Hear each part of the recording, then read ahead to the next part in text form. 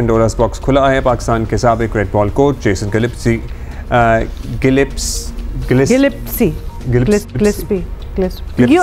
कल मैंने आपको करेक्ट किया था, आज आपने मुझे खराब कर दिया है। अच्छा जी, जेसन गिलेस्पी की जानिब से interim head coach Aqib Javed पर गैर मुल्की कोचेस के खिलाफ साजिशें करने के इल्जामात लगे। अब बहस ये चल पड़ी है कि गैर मुल्की कोचेस को पाकिस्तान क्रिकेट बोर्ड में चैलेंजेस क्यों पेश आते हैं। पता है कल से ये सवाल हमारे जहन में शाएं कर रहा है। हालांकि देखिए सवाल यहाँ सबसे बड़ा ये होता है ना कि यही वो कोचेज होते हैं बाहर और टीमों पे जाते हैं और फिर वो चैंपियंस बन जाते हैं और जीत जाते हैं। Why is it not effective on us? हाँ, तो ये क्योंकि गैर मुल्की कोचेस का अहम किरदार रहा है टूर्नामेंट जितवाने में टीमों को।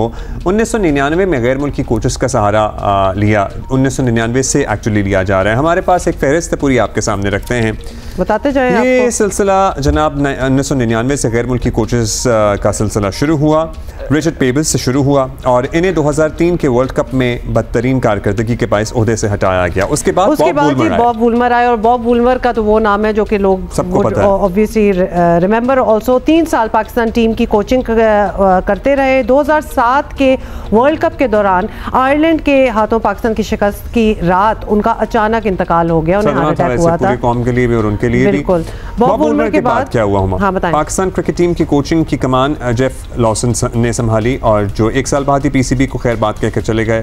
फिर 4 साल बाद डेव वॉटमोर आए, वो कोच बने और इनकी सरपरस्ती में पाकिस्तान ने दूसरी बार एशिया कप जीता। पाकिस्तान और डेविड वॉटमोर का साथ 2 साल का रहा और उसके बाद वकार यूनुस आ गए।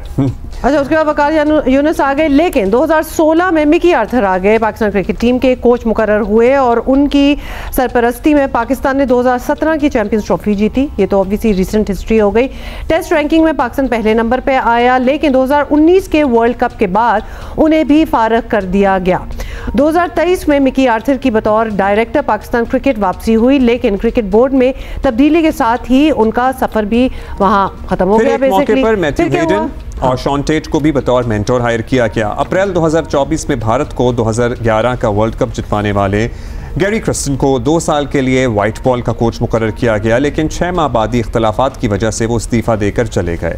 रेड बॉल के कोच जेसन गिलेस्पी ने भी 2.5 माह बाद ये ओहदा छोड़ दिया। सो ये है 1999 से अब तक की कहानी। तो यानी हिस्ट्री तो हमारी बड़ी रिच है, आते रहते हैं जाते रहते हैं, बड़ा अच्छा भी हमने काम किया। बट पिछले कुछ सालों में ये पूरी लिस्ट से ही अगर आप देख लें तो it has not been working out for us, especially Gary Kirsten और जेसन गिलेस्पी का आना और फॉरन से चले जाना, मतलब अपना उनका टेन्योर भी पूरा नहीं हुआ जितना कॉन्ट्रैक्ट था। Why has it not been working out for us is an important question। ये हम कल भी बात कर रहे थे राशिद भाई से भी और उनका भी अपना तजर्बा है सर्टनली, लेकिन इन लोगों का भी अपना तजर्बा। अच्छा, जेसन गिलेस्पी का क्या कहना था ये भी देख लें। I saw some comments from Sunil Gavaskar about the Indian B team or Indian C team would beat the Pakistan top team. That's nonsense, absolute nonsense. The Pakistan pick and stick with the right players and give them time to shine and you know time to learn and develop their games. They can beat anyone. I've got no doubt about that. PCB and the board want change and want results to improve.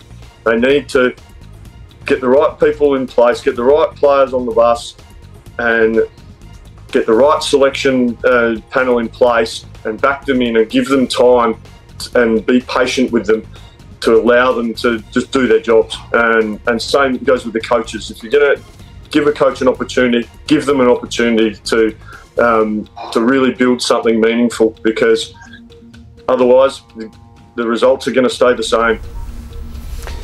ये तो आपने सुन लिया। अच्छा, Jason Gillespie ने ये भी कहा और भी बड़ी चीज़ है, बेसिकली उन्होंने कहा कि पाकिस्तानी टीम जो है ना वो किसी को भी हरा सकती है, लेकिन ये सारी चीज़ों का जेल होना जिसमें कोचेस भी हैं, मैनेजमेंट भी है, सिलेक्टर्स भी हैं, प्लेयर्स तो हैं ही हैं, प्लेयर्स भी सही तो इसमें टाइम लगता है और उनके साथ सब्र से काम भी लिया जाए। हाँ, तो टाइम भी लगता है और बहुत जल्दी रिजल्ट्स को एक्सपेक्ट करना ये भी शायद ठीक नहीं है।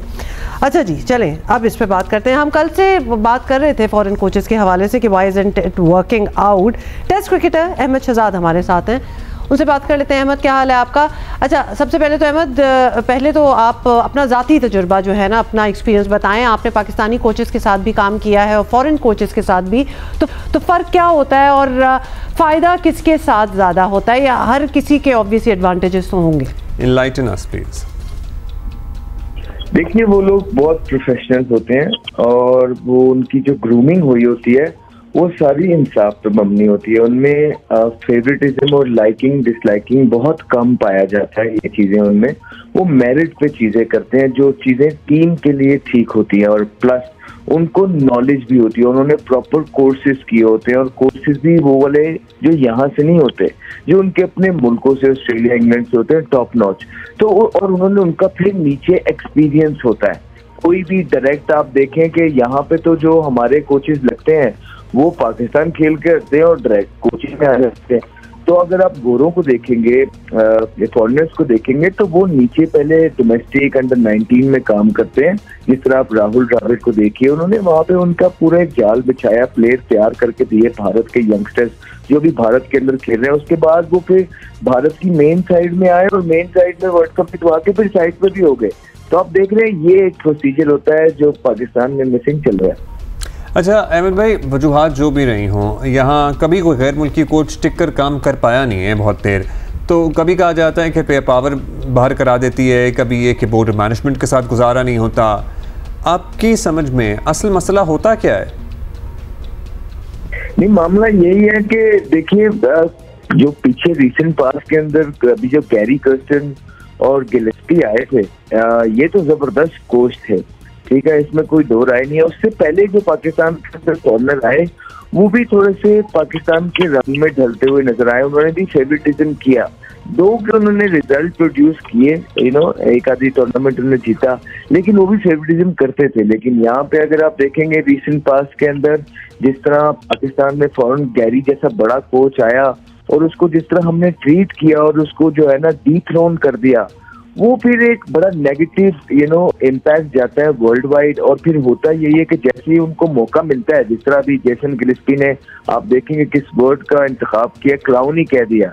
आई एम ऑल फॉर दिस के this is not the right word to use, लेकिन हम ही मौका देते हैं ना उनको इस तरह के वर्ड यूज करने का। ऑब्वियसली वो कह रहा है कि मुझे अंडरमाइन किया गया। ये वही आकिब जुबैद साहब थे जो मुझे अंडरमाइन कर रहे थे थ्रू पीसीबी और मुझे हटवा के खुद आ गए और पाकिस्तान टीम का भी बेड़ा गर्क कर दिया। तो वो तो फिर मौके ढूंढते हैं, फिर जग रसाई का सामना आपको करना पड़ता है और यही बातें हम आपको पहले बता रहे थे।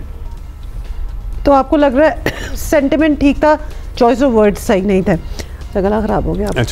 अच्छा अहमद भाई, अब लास्टली अब पाकिस्तान एक फुल टाइम कोच की तलाश में है। जाहिर है आकिब जावेद का नाम भी ऑप्शंस में शामिल है, लेकिन और भी बहुत से लोग होंगे। अगर आपसे वोट मांगा जाए तो आपके ख्याल में पाकिस्तान का कोच किसको होना चाहिए और कितने अरसे के लिए होना चाहिए? मुझे तो नहीं पता कि पाकिस्तान का कोच किसको होना चाहिए किसको नहीं होना चाहिए। तो जिनके काम है ये तो वो लोग फाइंड करें ना, वो लोग जिनके पास पाकिस्तान क्रिकेट बोर्ड भाग भाग के जाता है जब भी कोई मसला पड़ता है और जाता भी सेम लोगों के पास है और उन्होंने भी कभी अच्छा कोई सोल्यूशन दिया नहीं, फिर भी उन्हीं के पास जाया जाता है। तो ये बड़ा अनफॉर्चुनेट है। आप लोग इन टर्म पे कब तक आगे चलते रहेंगे? आप लोगों को कोई क्लैरिटी देनी होगी अपने प्लेयर्स को भी और कोचिंग स्टाफ को भी, जो कि बिल्कुल है नहीं। और इस तरह बगैर क्लैरिटी के अंदर जब कोच को प्लेयर्स को ये भी नहीं पता है, कप्तानों को, कि हमने 2 महीने भी रहना है कि नहीं, क्या आपकी टीम बना के देंगे और कितनी कॉन्फिडेंस के साथ वो काम कर सकेंगे। तो बड़ा इम्पोर्टेंट है कि राइट कोच जल्द से जल्द ढूंढना। अदरवाइज जिस तरह की सिलेक्शंस हो रही हैं और जो इतने बड़े आप आईसीसी चैंपियंस ट्रॉफी में पूरी तरीके से हारने के बावजूद भी जो सिलेक्शन उन्हीं सिलेक्टर्स ने आपकी सिलेक्शन की, वही उन्हीं प्लेयर को आपने कुछ को वनडे में एडजस्ट कर दिया, कुछ को T20 में।